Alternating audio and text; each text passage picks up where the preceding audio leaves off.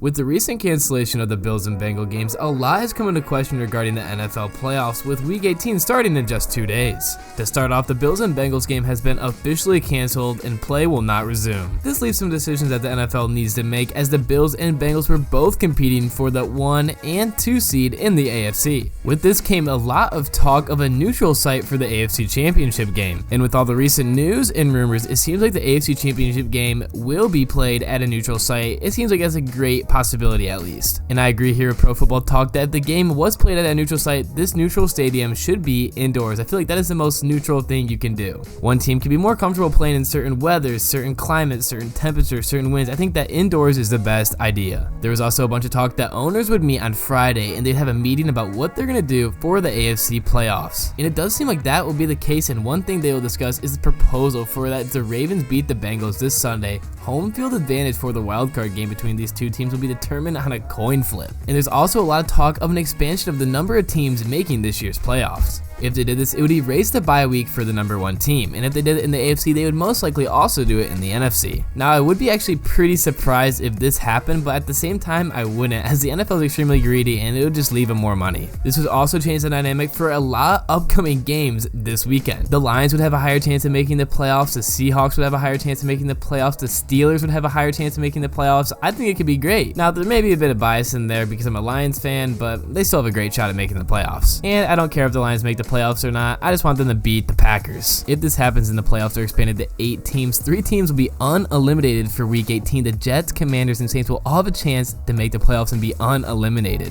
And if the NFL playoffs were expanded, these are the chances that each team would have of making the playoffs. Anyway, we will see if that will happen or not, and this will be the end of the video. If you guys enjoyed my content, I would really appreciate if you could like and subscribe. Once again, thanks for watching.